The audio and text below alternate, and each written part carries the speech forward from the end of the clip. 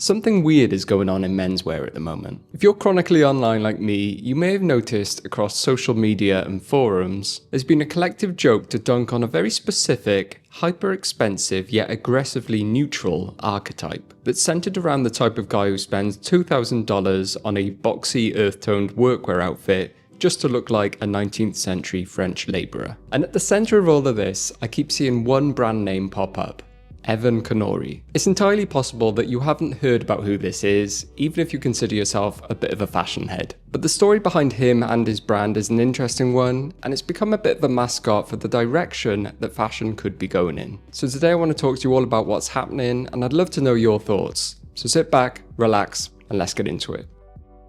Now let's just be clear, of course, not everyone hates Evan Kinori, but the brand is a perfect example of what people are passionately disagreeing about at the moment. And to truly understand it all, it's probably best to start with a bit of a background of the man behind it all. Evan Kinori grew up in Connecticut before attending the Fashion Institute of Design and Merchandising to master pattern making in 2006. He was also a semi-professional skateboarder, which likely set him on the path to thinking about garment durability and functional design, understanding that clothing shouldn't just look good on the hanger, it had to physically perform. It wasn't until 2015 that he launched his namesake label out of a small workshop in San Francisco. This is where he started to merge the ideas of utilitarian skatewear with his appreciation for things like German industrial design and Japanese textile craft. He's always had a very anti-corporate, anti-fast fashion approach, which brings us to today. If you go on his website now and look through the pieces, they're not bad by any means. A lot of basic, oversized silhouettes, button-downs, single pleat trousers, simple jackets, all in shades of olive, charcoal, clay and brown. But then you see the price tag and your jaw drops. A shirt for $725, some elasticated trousers for $825, jackets for over $1,000. Just what the hell is going on here? To the casual observer or even fashion enthusiast, these prices are absurd. Most of us agree that fast fashion must be avoided, but is slow fashion really this expensive? Is this just another one of those fashion brands for Hollywood actors with needlessly bloated prices to make it appear exclusive? Well, maybe, but maybe not. I think to understand what's really happening, we have to look beyond the surface. The subculture who are buying into these types of clothes are probably looking for something different. The whole appeal of Evan Kinori is basically how opposite it is to your typical fashion brand. It's not some corporate entity trying to spin a narrative. In fact, from what I can see, Evan Kinori hardly ever advertises. He's a pattern maker by trade, and his ethos is clearly rooted in that clinical, almost fanatical obsession with construction. Every garment is part of a limited, hand-numbered edition. While this is nothing new, it continues to be a very attractive proposition to a buyer, to know they're part of something unique. When you look into garment details, you see things like French seams, single needle tailoring, buttons with hand-cut leather washers to prevent abrasion with the underlying fabric. And of course, they're all cut with that intentional, voluminous shape, a reflection of Evan's skateboarding background. In fact, when he was asked in an interview if his clothes could be worn when skateboarding, he responded with, "Of course, they're not runway embroidered silk gowns.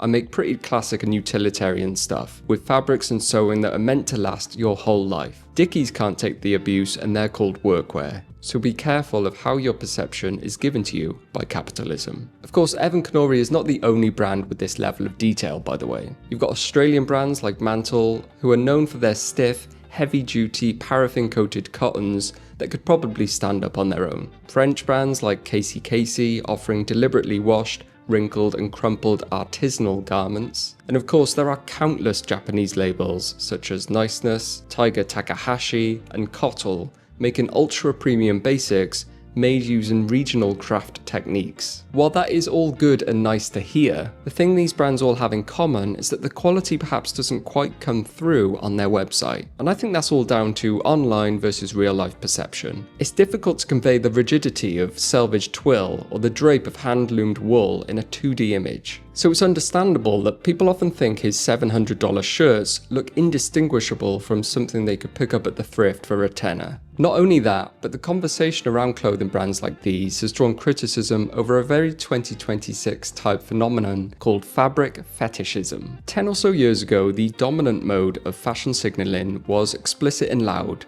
Think Supreme box logos and off-white graphics. These were used to broadcast your cultural and financial status to everyone. That same generation has kind of grown out of that now, but their desire to signal didn't disappear.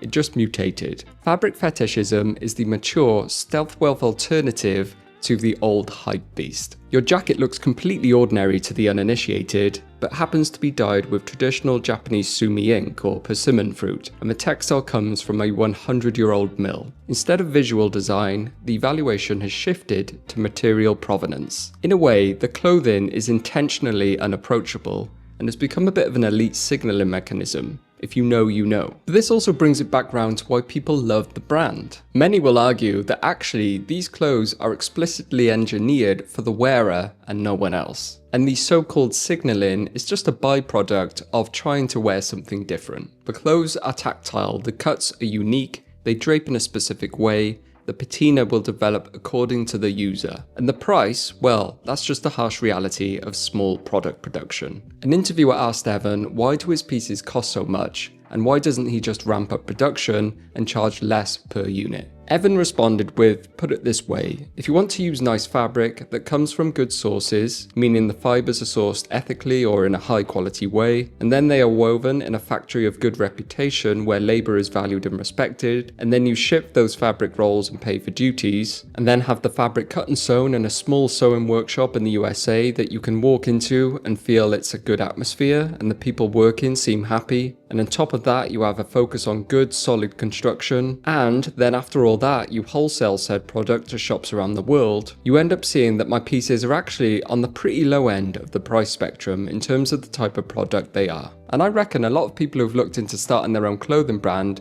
can probably agree with a lot of what he's saying. But where does all this leave us? Because a lot of what I've talked about today has been quite contradictory. I guess it's less about is this shirt mechanically worth $700 and more about what's important to you. Most nice items these days are instantly duplicated by fast fashion giants and then oversaturated in the market with the help of social media. But the things that brands like Evan Kinori are doing simply cannot be copied. The fabric selections, dyeing processes, regional loom histories, these are not replicable by fast fashion brands. But in the pursuit of being anti-corporate, these things have almost become gentrified. Ironically, they've almost created something even more exclusionary and elitist than the hypebeast streetwear era that they were trying to replace. However, as it stands, it's the only true way to know you're outside of the system, which is important to a lot of people. This contradiction is exactly why people hate and love brands like Evan Kinori. So what do we make of all this? Like with everything, I think it comes down to the individual person. If you view your wardrobe as a long-term investment and have a genuine love for tactile materials from individual creators, then brands like Evan Kinori are probably for you. But there's no denying that there's an air of superiority when you're wearing a shirt that costs more than someone's monthly rent. And by the way, I've been known to spend absurd amounts on clothing, so I'm not out of the firing line here. I'd love to know your thoughts on this. Do let us know down in the comments below. But anyway, as always, thank you very much for watching, and I'll see you next time. Ta-ra.